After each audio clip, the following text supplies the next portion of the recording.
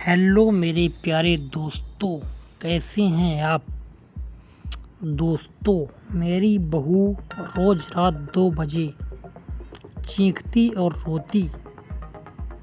एक रात तो वो हुआ जो हमने कभी सोचा भी नहीं था। रात 2 बजे मेरी बहू कमरे से बाहर आकर बैठ गई। उसके बाल खुले थे, शरीर पर कपड़े कहीं भी जा रहे थे। वो ऐसा क्यों करती थी, यह सच सामने आया तो मेरे पैरों तले जमीन खिसक गई।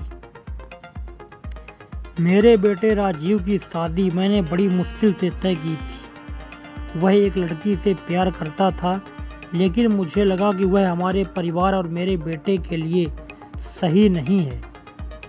मैंने उसे बहुत समझाया और फिर उसकी शादी सुधा नाम की एक सीधी सादी संस्कारी लड़की से करवा दी।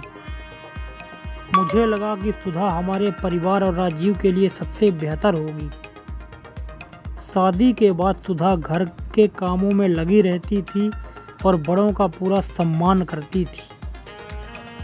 उसकी परवरिश और स्वभाव देखकर मुझे लगा कि मैंने अपने बेटे के लिए सही लड़की चुनी है।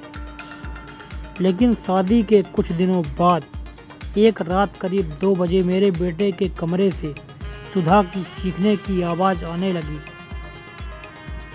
मैंने और मेरे पति ने इस पर ध्यान नहीं दिया, सोचकर कि यह पति पत्नी का आपसी मामला है।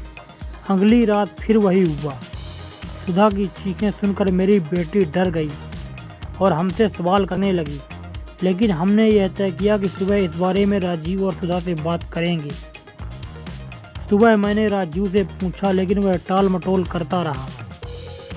सुधा से पूछा तो उसने भी इनकार कर दिया कि कुछ हुआ है। उसकी आंखों और चेहरों की थकान साफ दिखा रही थी कि वह रात भर सो नहीं पाई। फिर भी हर रात वही घटना होती रही।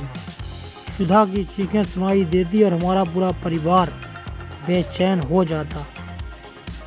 एक रात सुधा अचानक अपने कमरे से बाहर आकर चौक में बैठ गई।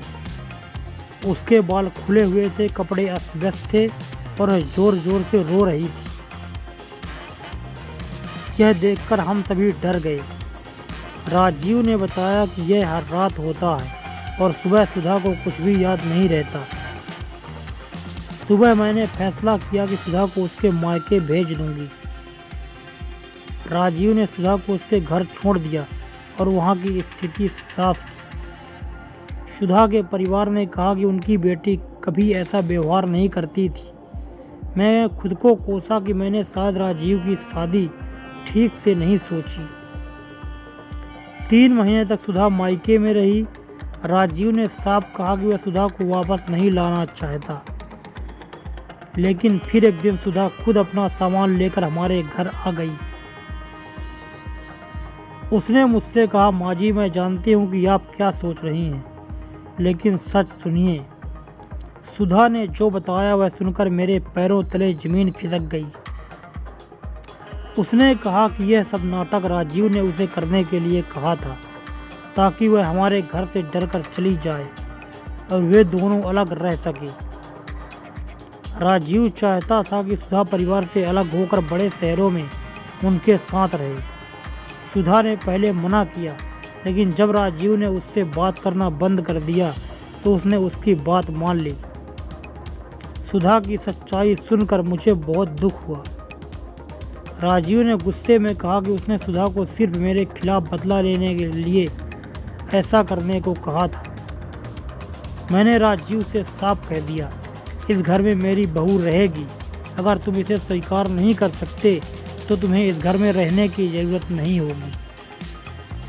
धीरे धीरे समय के साथ राजीव सुधा को स्वीकारने लगा। मैंने अपने बेटे के लिए सचमुच हीरा चुना था, लेकिन शायद मेरा बेटा ही उसके लायक नहीं था। मैंने सुधा को गले लगाकर कहा कि वह इस घर का हिस्सा है और हमेशा रहेगी। थोड़े समय बाद सब ठीक हो गया और हमारा परिवार फिर से खुशहाल हो गया। तो दोस्तों, मेरी कहानी कैसी लगी कृपया ज़रूर बताएं। अगर वीडियो अच्छा लगा तो वीडियो को लाइक कर दें और चैनल को सब्सक्राइब करना ना भूलें ताकि मेरी हर वीडियो आप तक पहुंचती रहे। धन्यवाद।